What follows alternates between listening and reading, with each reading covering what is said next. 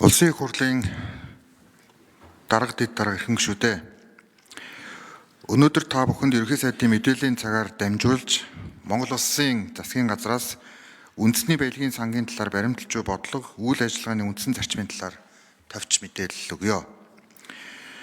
Байгалийн баялаг бол геологийн процессын олон зуун сая жилийн тасралтгүй өөрчлөлтийн үр дүнд бүрэлдэн бий болдог бөгөөд ашигт малтмалын урт хугацаанд үүсэх нь байгалийн дахин давтагдчихгүй нэн ховор үзэгдлүүдийн нэг гэж үздэг. Тийм ч учраас хүн төрөлхтний түүхийн үйлчлэл бүхэнд байгалийн баялагын төлөө хөрсөлдөөн байсаар ирсэн.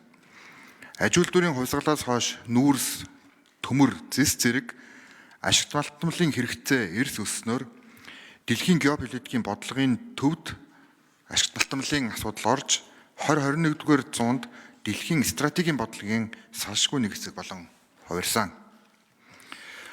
Өнөөдөр зэс, газрын ховор элемент зэрэг цахим технологи, сэргээгт гэрчим хүч, батарей, хиймэл оюун ухаан, цэргийн технологид хэрэглэгддэг ашигт малтмалууд стратегийн ач холбогдолтой болж их гүрнүүдийн өрсөлдөөний гол талбар болж байгааг бид бүхэн харж байна.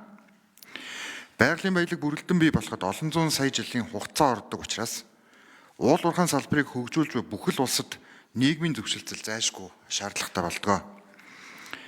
Манай улсын хөгжлийн түүчээ болсон Эрдэнэт оюутлогоо 5-7 бүлэг орд гэхэд л одоогоос 250-аас 300 сая жилийн өмнө үүсэн тогтсон гэж үздэг. Монгол улсын хувьд Орос, Бэлэг, Франц улсуудын хувь нийлүүлсэн монголоор хамтарсан нийгэмлэг 1990-ад оны их үеэс үйл ажиллагаагаа эхлүүлж байсан түүхтэй. Энэ цаг үеэс хойш манай улсад ашигт малтмал геолог хайгуулын судалгаа эрчимжиж 1924 онд сангийн яамд баялагийг бадруулах хэлтс байгуулсан нь ашигт малтмалыг төрийн бодлогоор системтэй ашиглах асуудлыг хариуцсан өнөөгийн аж үйлдвэр эрдэс баялагын яамны суурь болсон түүхтэй. Байгалийн баялагийг ашигладаг аль ч улс орны хувьд ойлголцол зөвшөлдсөн үндсэн шийдэл нь баялагын сан байсаар иржээ. Кувейтийн хөрөнгө оруулалтын сан анх 1953 онд Лондонд байгуулагдсанаар баялагын сангийн орчин цагийн түүх эхэлсэн гэж үздэг. Дэлхийд тэргүүлэгч Норвегийн баялагын сан 1990 онд байгуулагдсан бол өнөөдөр дэлхийд дахинд нийт 100 гаруй баялагын сан нийтдээ 13 их 80 ам долларын хөрөнгийг захиран зарцуулж байна.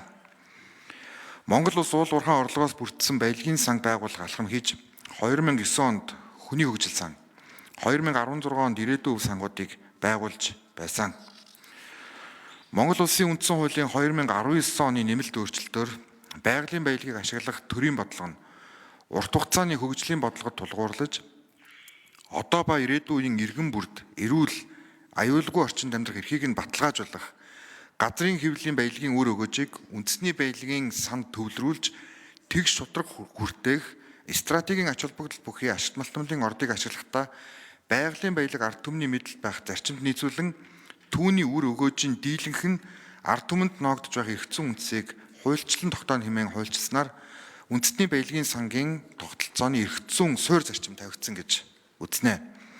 Алсын хараа 2050 урт хугацааны хөгжлийн бодлогын 4-р бүлгийн 6 заасан зорилтыг хангах хүрээнд үндэсний баялагын сангийн тухай хуулийг 2024 оны 4-р сарын 19-ний өдөр баталж хүчин төгөлдөр хэрэгжиж эхлснээс хойш яг 1 жилийн хугацаа өнгөрч байна.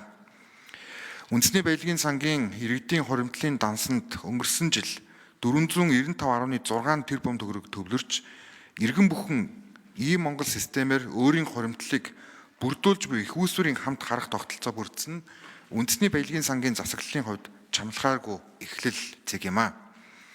Үндэсний баялагын сангийн хууль батлагдахад улс төрийн дэмжлэг үзүүлсэн баялагтай эзэн Монгол урайг дэвшүүлсэн Монгол улсын ерөнхийлөгч Ухнагийн хүрэл үх зөвшөлтөж баталсан арчсан нам хүн намын удирдлагууд парламентын эрхэм гишүүд та бүхэнд чин сэтгэлийн талархал илэрхийлье.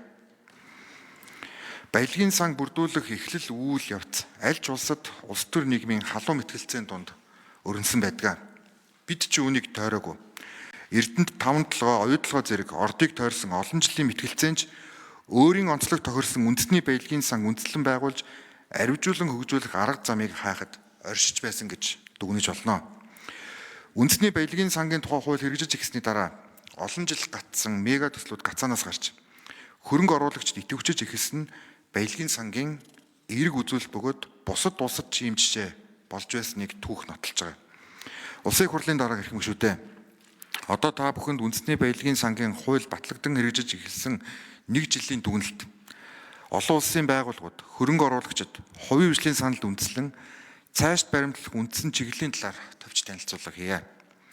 Цар тахал дайны нөхцөл байдлыг бүрэн даваагүй дэлхийн эдийн засаг, олон улсын тарифын асуудалтай нүүр тулснаар худалдааны дан эхэлж, олон улсын байгууллагын судалгаагаар тодорхой бос байдлын индекс түүхэнд 2 дахь удаага хэвийн хэмжээнээс 2 дахин өслөө. Энэхүү тарифын хямрал Монгол улсын эдийн засагт экспортын гол бүтээгдэхүүний үн буурах байдлаар шууд нөлөөлж байна. Тодорхойгүй байдлыг даван туулах бидний байр суурь туйлын тодорхой байхад чиглэх учиртай.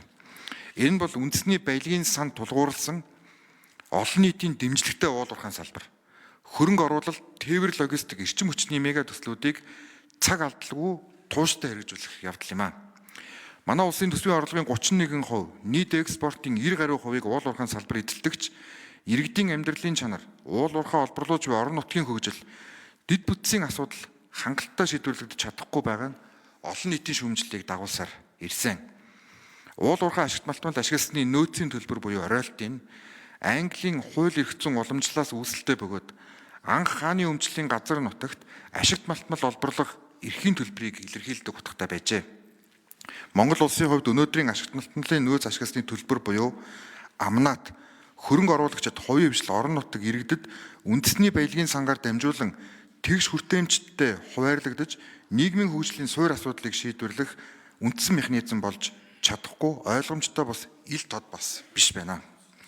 Тиймээс нөөцийн төлбөр роялтыг олон улсын сонгодог утгаар нь Монгол улсын үндсэн хуулийн 6-гийн 2 заасан одоо ба ирээдүйн иргэн бүрд эрүүл аюулгүй орчинд амьдрах эрхийг нь баталгаажуулах газрын хэвлэлийн баялагын үр өгөөжийг үндэсний баялагын санд төвлөрүүлж тэгш шутрах хүртээх үндсэн зарчмыг баримтлан үндэсний баялагын сангийн төлбөр болгон утгыг нь тодорхойлж ирээдүйн өв санд 50% хоримтлуулан хадгалж хоримтлын санд 5% ба стратегийн ордын 34% ноогдол ашиг ашигт малтмалын нөөц ашигласны тусгай төлбөрийн хамт хөгжлийн санд 5%-ийг бүс ба орон нутгийн санд 15%-ийг төвлөрүүлж цаашид 2030, 40, 50 онуудад үе шаттай нэмэгдүүлэх нь зүйтэй хэмээн үзэж байна. Ирээдүйн хойч үед цаашид 33%, иргэдийн хоримтлалд 33%, үндэсний хөгжил ба бүс орон нутгийн хөгжилд 33%-ийг бүрдүүлэх урт хугацааны стратегийг эрх зүйн хувьд тодорхойлох нь уул уурхайн цаашдын салбар олон нийтийн дэмжлэгтэй байх үндсэн суурь хэмээн засгийн газар үзэж байна. Ингэснээр үндэсний баялагын санг аривжуулан бүрдүүлэхийн төлөө иргэд, орон нутгийн удирдлагууд, иргэний нийгмийн байгууллагууд, үндэсний аж ахуй нэгжүүд, хөрөнгө оруулагчид бүх нийтээр хамтран ажиллах шинэ гэрээ зөвшөлтсөл ойлголцлын суурь зарчим бүрдэнэ гэдэгт ерөнхий сайдын хувьд бас итгэлтэй байна. Эрхэм парламентын гишүүд та бүхнийг үндэсний баялагын сангийн тухай хуульд оруулах энэхүү өөрчлөлтийг бас хилцэн дэмжихийг хүсье. Эрхэм уул уурхайн компаниудын удирдлага та бүхнийг олон нийтийн нийтлэг хүсэл эрмэлзэл ирээдүйн уул уурхайн шинэ төслүүдийг нийгэмд хүлээмжшөөрөх байдлыг дэмжиж Монгол улсын үндсэн хуулийн суурь зарчмыг хүндэтгэж Монгол улсын засгийн газартаа хилцээрийн ширээний ард суухыг урьж байна. Хурдтай хөгжлийн төлөө зориг гарган үндэсний баялагын сангийн тогтолцоогоор дамжин олон нийтэд хүлээмжшөрөгдсөн уул уурхайн салбар хөрөнгө оруулалтын шинэ хуудсыг хамтдаа нийхийг мөн уриалж байна. Анхаарал тавьсанд баярлалаа.